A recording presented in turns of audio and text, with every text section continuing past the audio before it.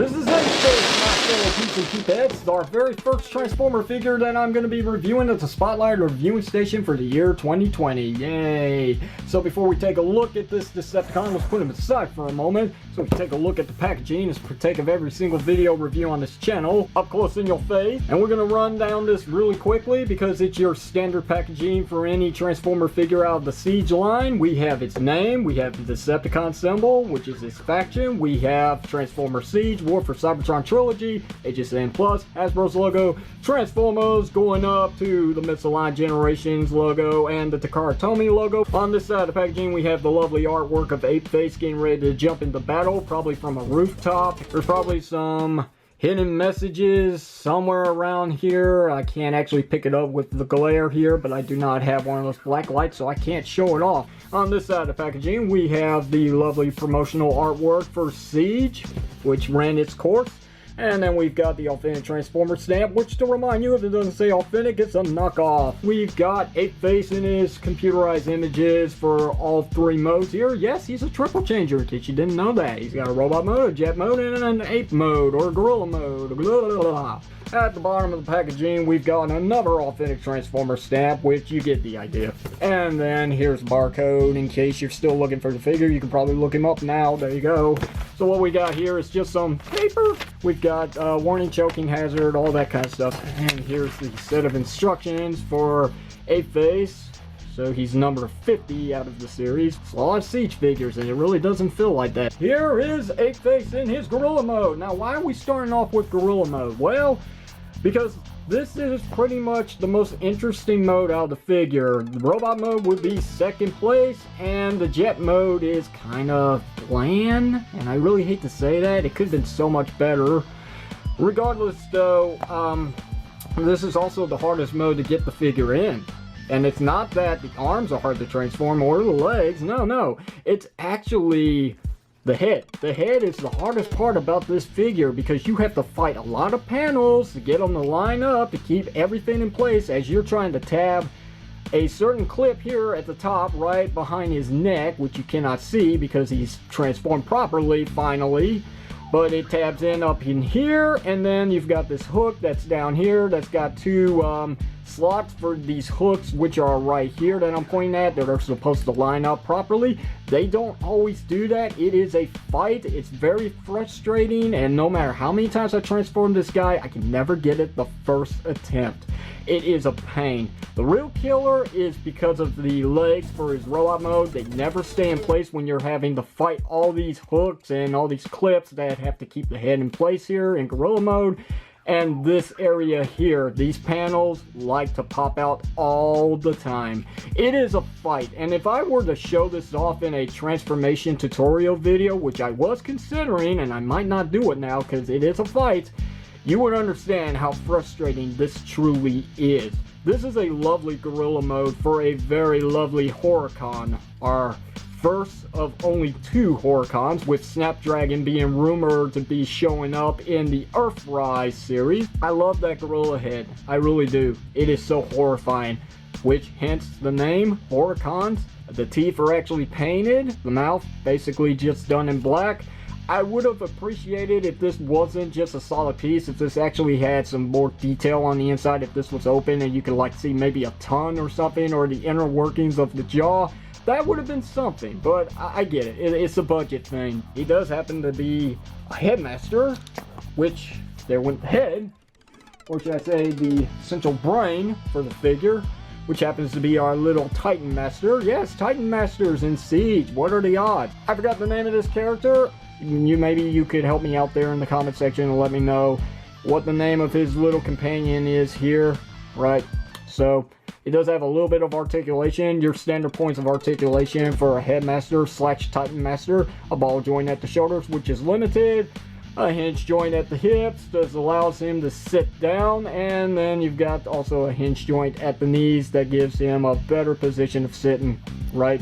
And then of course he can transform back into the head for the gorilla, which has some nice detail here. Very robotic, which it's supposed to be because he's a robot in disguise, even though this would never work. Here's a look at his robot mode head, which looks okay. It's kind of bland. It's your standard looking head sculpt with a nice faceplate, but that's the way it was in Generation 1 for the guy, as far as I know. What do you say we put the head back real quickly, and we go through the articulation on the guy, because it's not much in this mode. He does have a hinge joint here at the shoulders to allow inward and outward movement. He does have a swivel for a complete 360. It's got some up and down movement here at the elbow, but you know, that's about as much as you're gonna get really, unless you go all the way back into transformation. He's got some hooks for his hands, which are also on a hinge. So yeah, there's that. If you want to hook him on some rope or a wire, you can do that. You know, very gorilla-like, right? So we have a ball joint at the head that does allow a lot of up and down movement and a little bit of some twisting for some left and right, but it just doesn't have enough clearance to get a complete turn. That's about as much as you're going to get, and he never looks up in this position. We have that much at the hips, not much at all due to transformation. And we also have a hinge here at the knees, so you can get that much movement forward and back. And we've got a hinge joint here at the foot. And that's it. What do you say we do a size comparisons for his gorilla mode here? And here's all about Ratchet, which is a Walgreens exclusive figure. And also Barricade, who's looking the wrong way. There we go. So, yeah. For deluxe comparisons, pretty good. For a Voyager, that's pretty good as well. I think he fits in really nicely. Okay, so we're done here. So let's go ahead and take him into his jet mode. Right.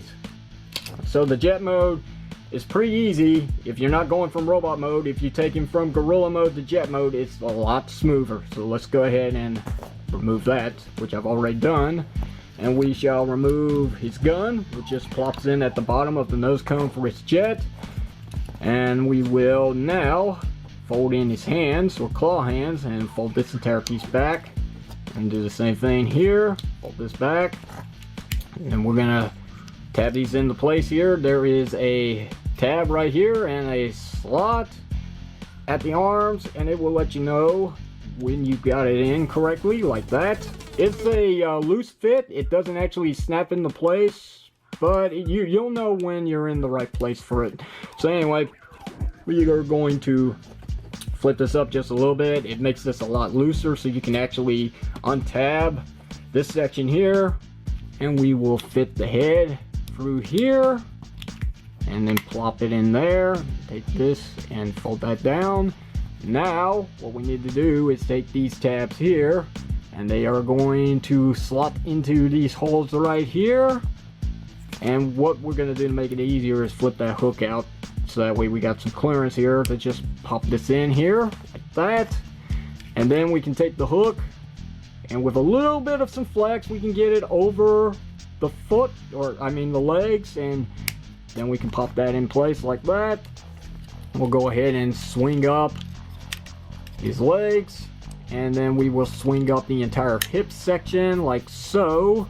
And before we really do that, what you're supposed to do is remove this back tail fin for his jet, and we now can have clearance here to untab the wings and swing them forward just like that.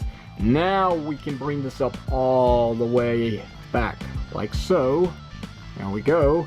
Now we have these tabs right here that are actually gonna shot right into this slot right here where my finger's pointing at. We have to bring this down, and that will keep it in place. They don't snap in all the way, so it's a loose fit, but you'll know when it's in there. You will. So yeah, it's not down all the way. There we go. Now that should be in there, unless the arm came loose again. Like I said, nothing really stays in place here, but we've got something going here. And if you lose this piece, you're pretty much shot in this mode, because the jet does not look right without it. But we're gonna go ahead and put this right back into place here. I'm not gonna put it down all the way, because it is a pain to fight to get back out. And here we have the jet mode, which it looks okay. You know, it is what it is. This entire cockpit section is not real. The actual cockpit section for jet mode is right back here. where you can fit your little Titan Master dude inside, and due to time constraints, I really don't want to have to fight to get this off just to showcase it, but let's just say there's not much detail in there, and putting the figure inside doesn't always work. He doesn't sit properly because the two pegs that are in there for the holes at the bottom of his feet are very thick, so they don't fit in properly, and the only way to really get him to sit down all the way so you can put the cockpit window back down is to have him sitting like this at an angle, which looks like he broke his leg. But anyway, it is what it is. That's the detail. Right, so while you're having a good look at this jet mode, I do have to point out a negative about it. There's no landing gear. No landing gear for this mode. It's kind of disappointing. Nowhere to put some wheels here so he can roll around. So if you just send him on the ground, it's fine, but if you're trying to pretend play with the guy, you're scraping something under there. But he does have a place for his blaster, because you've got all these ports here at the wings, and then you've got one that's underneath where the fins are tabbed in. You got some here at the back of his what was legs in this mode. Also have a place to pop it in at the front of the nose cone like that, which is instructed. So there it is. Options. Options are always nice. By doing a side-by-side comparisons again with Autobot Ratchet and Deluxe Barricade, so you can get a look at his jet mode, which is a lot smaller than the Gorilla mode, obviously, because he has no arms in this mode and no legs. He's not standing up, so he's not bigger. Right, so there we go. Now let's go ahead and get to the final mode on the figure, which is his robot mode, which is, you know, it's the second best of this figure in my opinion, and the only reason I'm distracting you right now is because this takes a while to get off. I'll go ahead and untab the wings now, and we can just leave them like that for the time being. Next, what we can do is we can untab the entire front section, swing this all back. There is a tab here that's going to slide into his back. Now that we've got that taken care of, let's go ahead and separate these portions here, which are actually the back section for the legs of the robot mode. And now we can untab this entire section here and swing all this down like so, and do that again. Swing this down, and then they are going to tab in at the knees at the front like that. What we can do now is we can swing this entire panel up just so it's out of the way, so we can get some work done back here. And we are going to close this up, but before you do that, you might want to actually take the time to come to the front and untab his feet, so that way they're free moving, so you can swing them down, so you got clearance here to bring this entire piece to the front, just like that. And then we can tab in the back section of his legs like that. Alright, we're getting somewhere. Okay, looking good.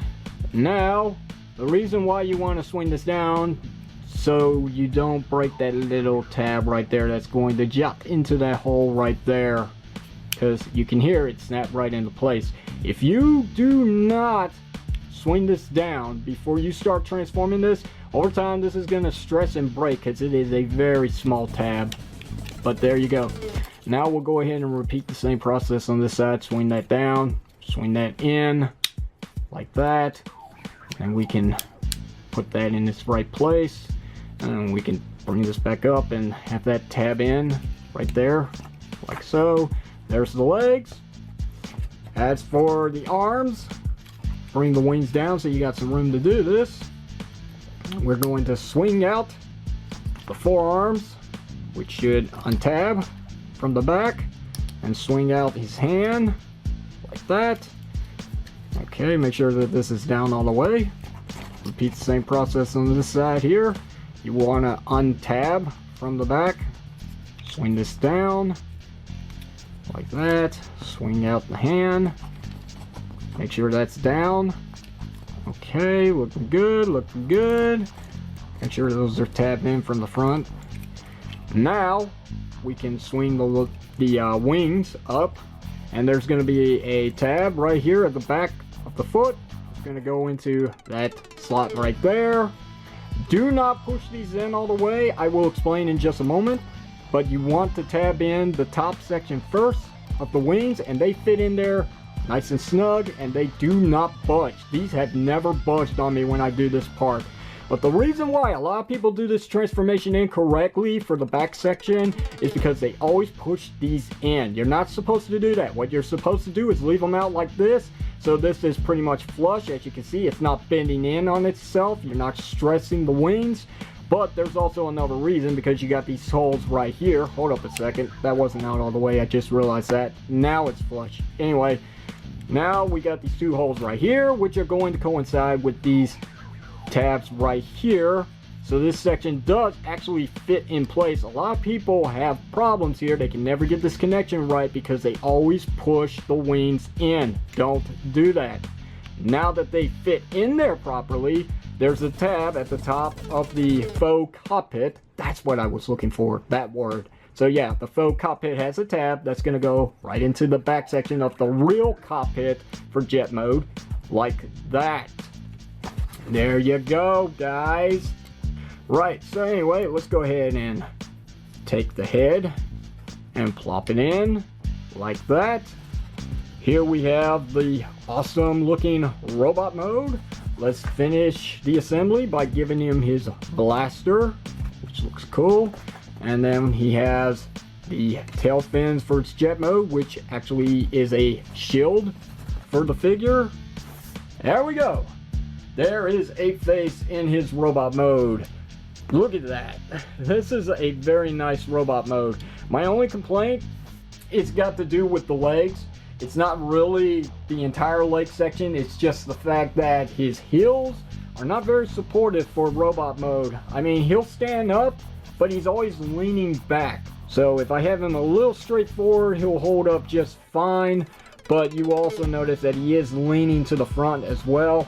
You can kind of address this by actually untabbing the feet like that, you know, giving him some ankle support, and it does kind of work, but they are still pretty small back here. They should actually be a little more out rather than being up to this entire section here.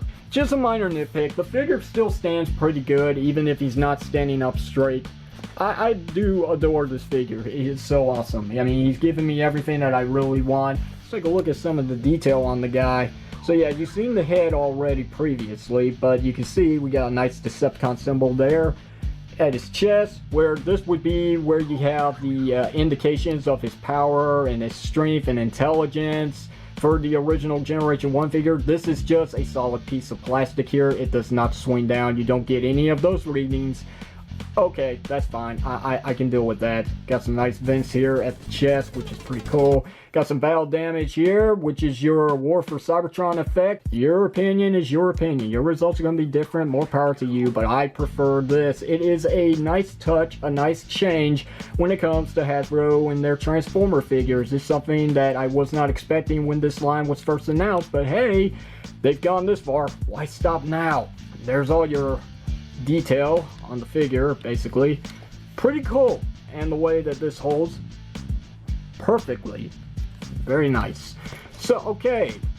Let's go for the articulation on the guy. So, since this is a Titan Master, you do get a little bit of some wiggly waggly on a tiny ball joint at the head.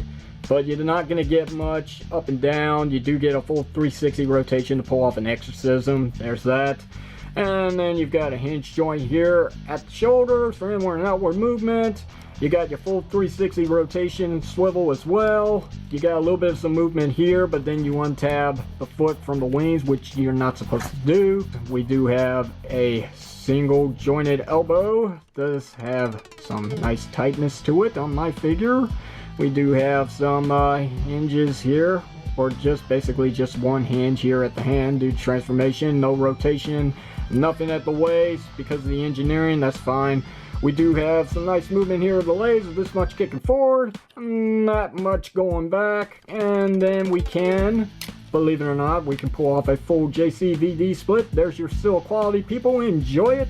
We have a thigh swivel cut as well. We've got single jointed knees that does get less than 90 degrees, but it's okay. Due to transformation, I can understand why. We also have the hinge joint here for some ankle rocker movement, and due to transformation we also have toe articulation. He kind of feels a little small compared to other Voyager class figures, but it's okay. It's nice to have another Decepticon to add to your roster for the Siege line. And the heel spurs are still ridiculously short for the guy. Anyway, this has been a long video review, so let's go ahead and wrap this up by doing a side-by-side comparison so I can give my overall thoughts on the guy. And I'm just going to snap my fingers to do this. And once again, for comparisons, here's Voyager Apeface with Voyager Ratchet and Deluxe Barricade. Let's go ahead and put this figure on the mantle with all the other best figures to come out of the Siege line. Siege has offered a lot to us, and it's really hard to say goodbye to Siege and move into Earthrise this year, because we've had so much fun. There's a lot of other figures that I have yet to review on this channel from Siege that I will be getting to eventually. He's a cool figure. He's a must-have. Address something real quickly about the obvious white plastic on the figure, which this plastic feels a little more on the KO side of things. Not to the point where it's very cheap. I mean, this doesn't feel like it's going to worry you right now, but let's just say a couple years down the road it could really much stress to the point where it might even snap. It's that kind of quality of plastic. It doesn't feel right, but it's nothing to be worried about right now. And who knows, maybe it's something we don't have to worry about at all. Who knows? We'll just have to wait and see how time plays out on the guy. Now obviously I'm not really going to handle this figure much. I'm just going to put him on my collection stand with all my other Transformer figures, and that's pretty much it. I do feel that maybe if they did take a little more time and effort into that head section for the gorilla mode, maybe the transformation wouldn't be as so stiff and restrictive, because you can pull it off, but it is something to be very worried about in the future. If the plastic really does give on this guy over time, if it does become brittle, fragile, and it does break in places, maybe this wasn't the great direction to go in, Hasbro. But other than that, I can't fault the figure. He is very nice, and again, another Decepticon to add. What more could I possibly ask for? How about Snapdragon? Come on. Let's have the other HorrorCon real quickly in Earthrise so we can wrap this up.